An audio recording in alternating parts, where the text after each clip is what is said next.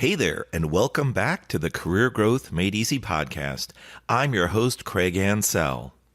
For today's episode, number 62, we're going to take a deep dive, talk about your career growth limitations. Join me.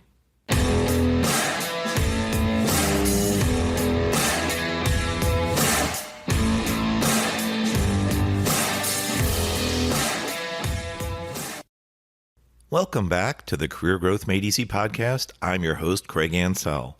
Thank you for joining me for episode 62, where we're going to talk about your career growth limitations.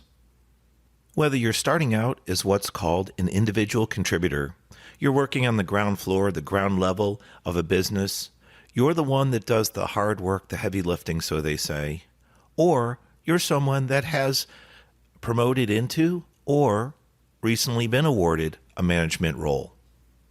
It doesn't matter. We all have limitations, and some of them, depending on how severe, can affect our career growth opportunities. So, with that said, let's start the discussion. Have you ever attended a meeting, whether it's in person or virtually nowadays, due to COVID's return, unfortunately, and you just couldn't really process the message or understand what the key points were that were trying to be presented? Perhaps there was some video with the presentation other than just the person speaking, and you might have found the slide deck or the graphics just too difficult to understand, or you really couldn't follow along.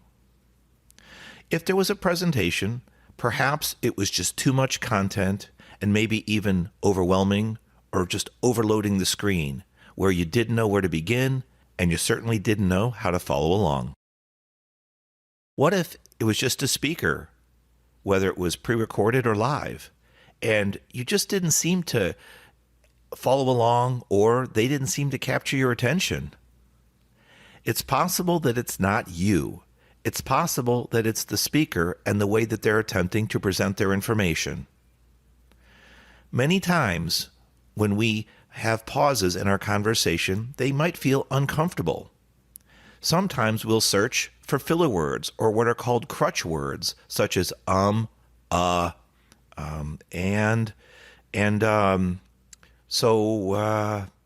then what I was wanted to say next.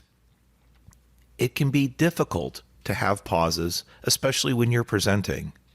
And when that happens, you might search for those filler words, as I just mentioned. The key is to know where your difficulties are, where your limitations are, and to work on those weaknesses and improve them. Now, it's true, some of us may be a lot better at public speaking than others. Some of us may be a lot better at presenting than others. You know, it used to be that PowerPoint was raved about for all its capabilities, its graphics capabilities, font sizes, adjustments, installing photos, even video, and then pre-recorded audio and music into the soundtrack. But over time, books came out, and it was even called, one of the books, Death by PowerPoint, another one, Death by Meetings. Those books came out because at least one person felt that they should speak out about the difficulties with watching presentations, attending meetings that seemed to go nowhere, or just didn't convey the message or point effectively. Now, I have a couple prior episodes talking about meeting effectiveness, so you might want to go back and check those out. I'll see if I can pull out the episode numbers a little bit later on in the show. But overall, just talking about meetings and communication, for example, thinking more about communication at this point and that presentation we were briefly discussing. How well do you think you communicate to others? When's the last time you had the opportunity to stand up and speak to an audience, whether again, in person or virtually? How well were you prepared? Did you have an agenda? Better yet, was that agenda timed so that you had a schedule to know how long you had for each speaking point? Did you rehearse your agenda and speaking points so that you didn't fumble on certain words? Did you know when to pause and stop so that the audience can absorb the information? There's a whole lot more than just those points to help someone give an effective presentation or discussion. But those are just a few key things to make you think. How well do you deliver your message when you're talking to others? Now, truthfully, communication is what 90% of our lives evolve around. I would say the other 10% approximately is action. But if we can't communicate effectively, we're sunk because we can't receive in the information adequately and distill it, won't know how to act on it or process it. Then we'd need to make a decision and move forward. If we can't convey the situation that we're receiving, how will others know what's going on around us or on our projects or tasks that we're working on? Back to the original discussion point about your career growth limitations. It's always valuable to do a self-assessment.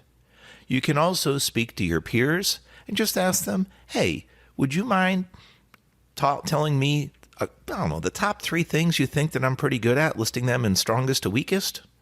Or, hey, you've worked with me for a while. What would you say, what's one of my best points, my best selling points if I were to say, speak to management and look for a promotion? On the other hand, I'd appreciate if we could talk candidly. What do you think there's some areas that I could improve on? Is there a particular area that's a pet peeve of yours about me or the way I perform work? Is there something specific that you kind of have trouble understanding when I communicate to you or when I provide you with content? Those types of situations and those types of talks can be very difficult. It can be even uncomfortable to talk to someone else about, but it's absolutely necessary, in my opinion, if you want to take a strong career growth journey. When I first had those discussions, some of which were placed upon me because I didn't realize that I had issues or limitations, and I was required to sit down and be informed of my challenges, let's say. Others, I started to initiate. Now, back to when that first time happened for me, I probably sat there with my arms folded, probably even defensively listened to the content, and felt like, who are you to tell me what problems I have or the fact that I'm not perfect? I bet you aren't either. So I probably didn't even hear most of the conversation, and I don't even know way back when if the conversation was constructive, meaning it was meant to build on and help me improve my situation. But again, over the years, I've matured personally and professionally, and I've learned to seek out that type of feedback. And by the way, if you do that, and I highly recommend that you do, don't always seek that feedback when something goes well. It's certainly an optimum time to gather feedback and to note your strong accomplishments and whatever capabilities that you used that shined during that experience.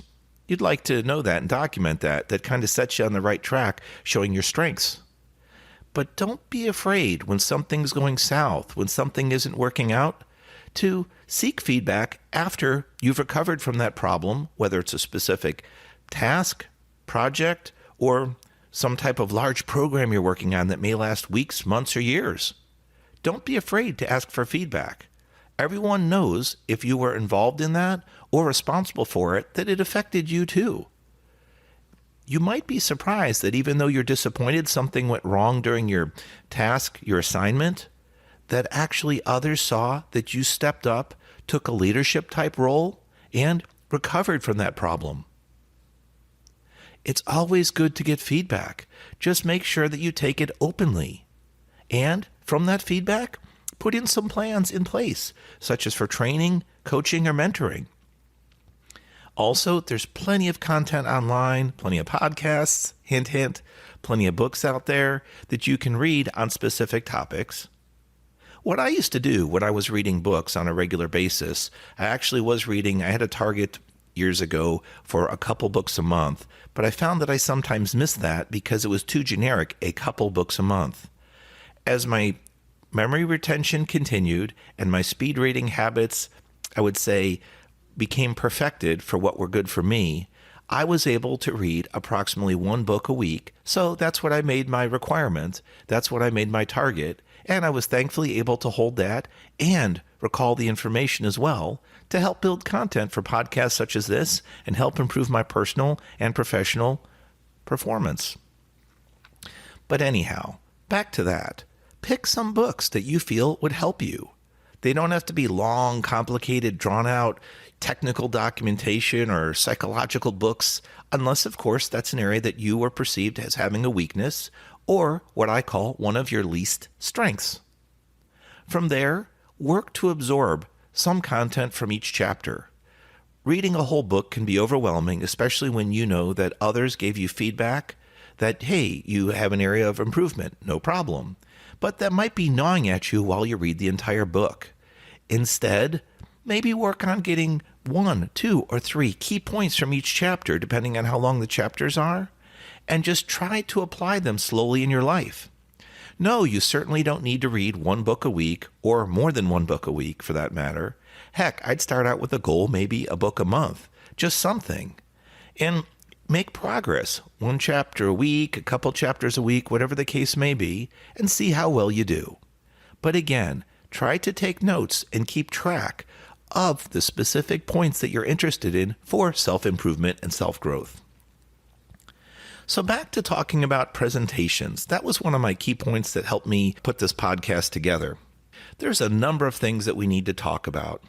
One of the key things I said earlier was communication probably is about 90% of our daily lives. I truly believe that. And there's so many different types of communication. Our outward communication, for example, can take the form of body language, posture. Those 2 things can actually show off our confidence levels just by people getting first impression of your body language and posture without you even saying 1 word. They slowly in their minds are building up a perceived confidence about you. Next, when you do speak, it can be about your loudness, your tone, if you make eye contact or not, and if so, for how long. Then, of course, it's also about engagement. Do you vary your pitch, vary your volume? Do you keep others engaged? While you're speaking, how are your listening skills? How are your processing skills? I always say God gave us 2 ears and 1 mouth, so we should use them in that proportion. Listen twice as much as you speak. An example, when you're speaking and you need to take a breath, use the 3P rule that I've coined. Powerfully placed pauses. It helps others to digest what you've said, and it helps you take just a moment, just an extended pause to prepare for your next speaking point. We sometimes use filler words or crutch words all too frequently. The ums, the uhs, the ahs, or there may be some crutch word that you use. So what I wanted to tell you about the other day was this accident I saw, and we kind of get jacked up maybe on adrenaline and just want to make sure we get our point across. But with all that said, sometimes our message gets watered down. Sometimes our filler words and crutch words can take the best of us and disconnect us and our audience from the conversation. So, talking about outward communication, remember, take a look at your body language. How confidently you stand. Do you stand tall or sit tall and straight? Or are you slumped over to the side, arched over? Where are your shoulders? What position are they at? Are they leaning forward or rolled forward? Are they back in place, such as a more confident approach? For your confidence, posture was one thing. Also, your eye contact and how often you look at someone. Are you looking down at the ground frequently? Do you typically avoid making eye contact? Or do you always look up or to the side when speaking to someone?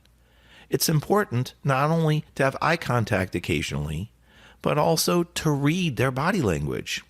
And you can't do that if you're looking at other places. When you read their body language, think about the things that I just shared with you. Look at their posture. Look at their confidence. Look at their perceived engagement. If you're talking and monitoring them, and their eyes might even roll around, which is unfortunate, but kind of them thinking, boy, how long is this going to go on? When do I get a chance to speak? Start to learn to pick up on those cues. If you monitor them briefly, just giving them a quick eye glance, and you notice that they're looking away or something else has caught their attention, they're likely not fully processing what you're saying because their brain is bringing in a lot more information from other sources, and it's a true source of distraction. Now, it's difficult because in today's fast-paced world, we can get interruptions from all variety of things. Phones, watches, computers, just there's so much. We're saturated with this 5G and 5G plus, Wi-Fi and high-speed stuff going on.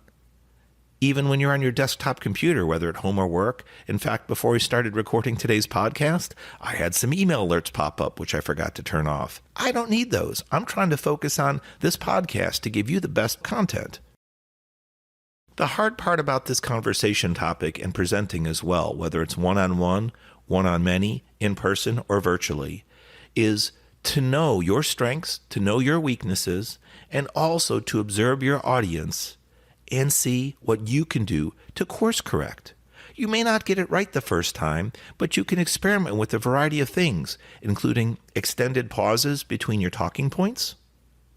If you don't seem to be getting their engagement or feedback, and you happen to know one of the audience members' names, and it wouldn't be uncomfortable to reach out to them, say, I'd just like to take a moment and stop.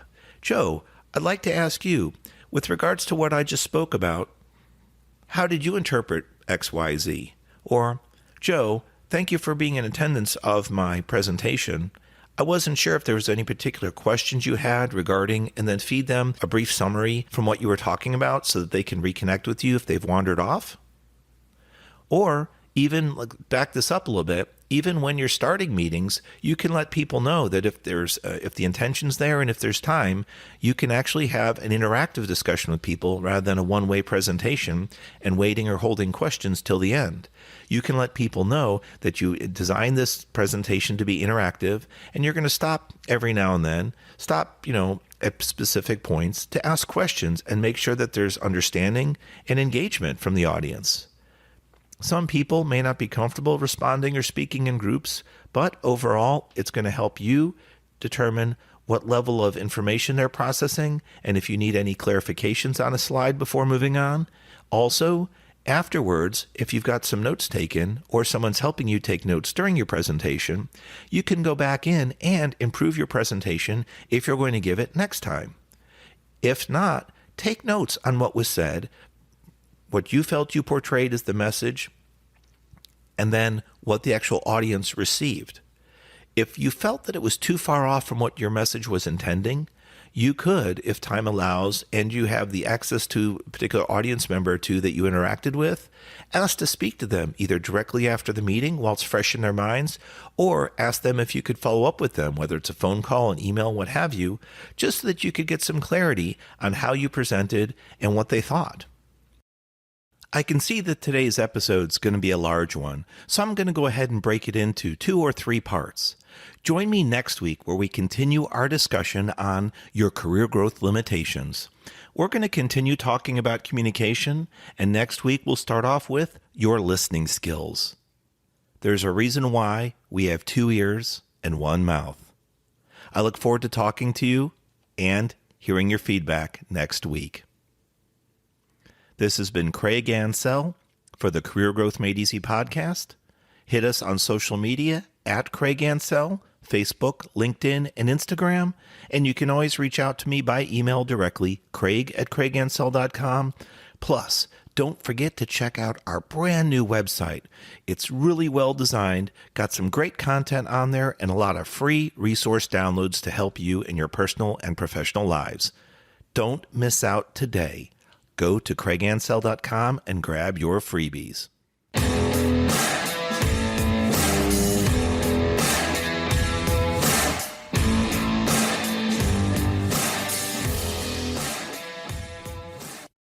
Thanks for watching. If you've enjoyed this episode, be sure to subscribe to our channel.